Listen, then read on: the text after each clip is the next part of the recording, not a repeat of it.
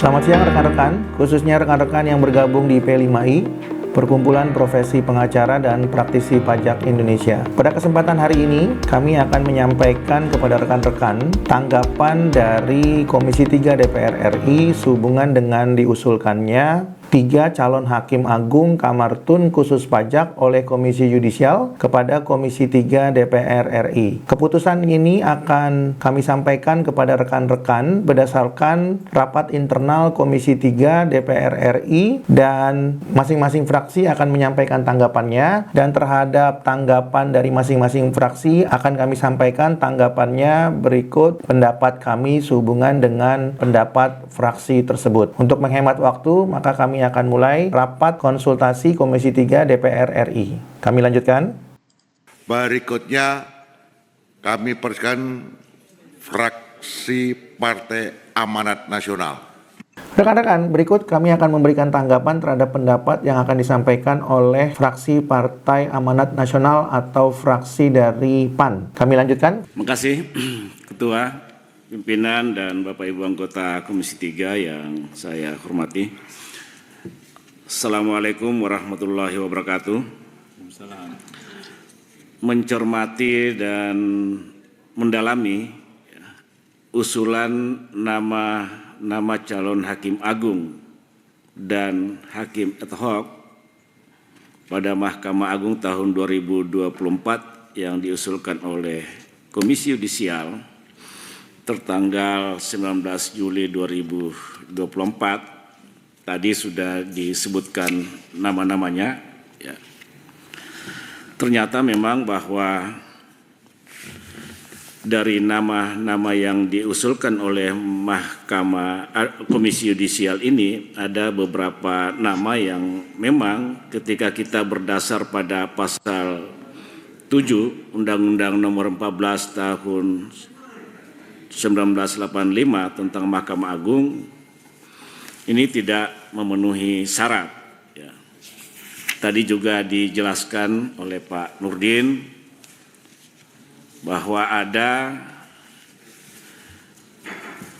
langkah diskresi yang dilakukan oleh KY sehingga meloloskan yang bersangkutan. Rekan-rekan, perlu kami sampaikan kepada rekan-rekan bahwa apa yang menjadi persoalan di Komisi 3 DPR RI diulang kembali oleh fraksi dari Partai Amanat Nasional atau PAN sehubungan dengan pelanggaran pasal 7 Undang-Undang Mahkamah Agung. Dan tentu yang dimaksud oleh beliau adalah pelanggaran KY terhadap 2 calon Hakim Agung Kamar Tun khusus pajak, yaitu Hakim Aktif Pengadilan Pajak LY Harisi Advianto yang hanya punya jam terbang 8 tahun padahal syaratnya minimal 20 tahun, dan Hakim Aktif Pengadilan Pajak Tri Hidayat Wahyudi yang mempunyai jam terbang hanya 14 tahun padahal syarat minimalnya harus 20 tahun. Sehingga dengan demikian apa yang disampaikan oleh fraksi Partai Amanat Nasional ini merefer atau merujuk kepada 2 hakim pengadilan pajak yang mengajukan dirinya kepada Komisi Yudisial menjadi calon Hakim Agung Kamar Tun khusus pajak dan diloloskan oleh Komisi Yudisial meskipun tidak memenuhi syarat. Maka Komisi Yudisial menurut beberapa partai-partai yang lain telah mengangkangi undang-undang dan telah bertindak secara ugal-ugalan. Kami lanjutkan. Saya kira ketika kita bicara masalah diskresi, ya, tadi juga dijelaskan pasal 175 Undang-Undang Cipta Kerja dan pasal 22 ayat 2 Undang-Undang 30 2014. Perlu kami sampaikan kepada rekan-rekan bahwa alasan hukum Komisi Yudisial itu mengangkangi tanda petik dan atau bertindak tidak profesional tanda petik untuk meloloskan 2 calon Hakim Agung Kamar Tun khusus pajak dari Hakim Pengadilan Pajak adalah karena Komisi Yudisial menggunakan pasal 175 Undang-Undang Ciptaker dan pasal 22 Undang-Undang Administrasi Pemerintahan. Menurut fraksi Partai Amanat Nasional bahwa kedua dasar hukum tersebut tidaklah tepat untuk digunakan dalam melakukan seleksi calon Hakim Agung dan Hakim ad hoc HAM tahun 2024. Karena menurut beliau sudah sangat jelas bahwa ketentuan undang-undang telah mengatur dengan tegas yang menjadi syarat dan ketentuan yang harus dipenuhi setiap calon Hakim Agung Kamar Tun khusus pajak. Kami lanjutkan. Terkait menyangkut masalah diskresi diberlakukan dalam hal pengusulan Hakim Agung ini.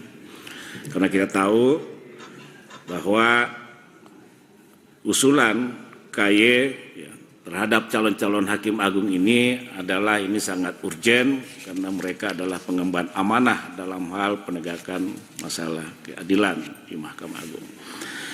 Untuk itu Ketua, karena berdasarkan penelusuran dan apa-apa yang sudah disampaikan oleh kawan-kawan tadi, bahwa ada beberapa nama ya, yang diusulkan oleh KY tidak memenuhi syarat sebagaimana dimaksud dalam pasal 7 Undang-Undang 14 1985. Rekan-rekan, perlu kami sampaikan bahwa fraksi Partai Amanat Nasional menyebutkan ada beberapa nama yang tidak memenuhi syarat dan ketentuan sebagaimana diatur dalam pasal 7 Undang-Undang Mahkamah Agung. Adapun nama-nama yang dimaksud oleh fraksi Partai Amanat Nasional adalah 2 calon hakim agung Kamar Tun khusus pajak yang berasal dari Hakim Pengadilan Pajak aktif, yaitu Hakim Ilye Harisi Advianto yang hanya mempunyai jam terbang 8 tahun, sementara syaratnya harus minimal 20 tahun. Dan Hakim Tri Hidayat Wahyudi yang pernah menjadi Ketua Pengadilan Pajak yang jam terbangnya hanya 14 tahun, sementara syarat minimal untuk menjadi calon hakim agung adalah mempunyai pengalaman paling sedikit 20 tahun. Sehingga apa yang disampaikan oleh fraksi Partai Amanat Nasional itu merujuk kepada 2 hakim pengadilan pajak, yaitu Hakim Ilye Harisi Advianto dan Hakim Tri Hidayat Wahyudi. Kami lanjutkan. Tentunya fraksi Partai Amanat Nasional menyatakan tidak memberikan persetujuan ya, terhadap calon-calon hakim agung yang diusulkan oleh Komisi Yudisial. Untuk itu, kami minta dalam forum rapat ini agar Komisi 3 mengembalikan ya, nama-nama dimaksud ke KY untuk dilakukan proses lanjutan. Rekan-rekan, seperti yang sudah disampaikan oleh fraksi partai yang lain bahwa fraksi dari Partai Amanat Nasional menyampaikan 2 hal. Yang pertama, menolak memberikan persetujuan terhadap seluruh calon hakim agung dan hakim ad hoc HAM yang diusulkan oleh KY kepada Komisi 3 DPR RI. Dan yang kedua adalah mengembalikan seluruh berkas calon hakim agung yang diusulkan KY kepada Komisi 3 DPR RI. Sebenarnya usul yang kedua ini mirip dari partai yang sebelumnya, khususnya yang kami ingat adalah Partai Keadilan Sejahtera, di mana usul yang kedua dari PAN ini adalah mengembalikan berkas kepada KY, atau menurut versi fraksi Partai Keadilan Sejahtera adalah meminta KY untuk melakukan seleksi ulang. Jadi fraksi Partai Keadilan Sejahtera dengan tegas memperjelas selain menolak memberikan persetujuan, tapi juga kemudian meminta KY melakukan seleksi ulang dan kemudian mengundang untuk memberikan keterangan lebih lanjut di Komisi 3 DPR RI. Nah, ini mirip dengan yang disampaikan oleh fraksi Partai Amanat Nasional, yaitu menolak memberikan persetujuan dan pada saat yang bersamaan yaitu mengembalikan berkas kepada Komisi Yudisial. Kami lanjutkan. Terima kasih. Assalamualaikum warahmatullahi wabarakatuh. Terima kasih fraksi Partai Amanat Nasional yang disampaikan pandangannya oleh senior Dr. Syarifuddin Suding, SKMH. Terima kasih. Demikian yang dapat kami sampaikan kepada rekan-rekan. Apabila rekan-rekan berpendapat video ini bermanfaat, silakan like, share, and subscribe agar rekan-rekan bisa mendapatkan video yang lebih bermanfaat di masa yang akan datang. Demikian yang dapat kami sampaikan. Selamat sore. Terima kasih.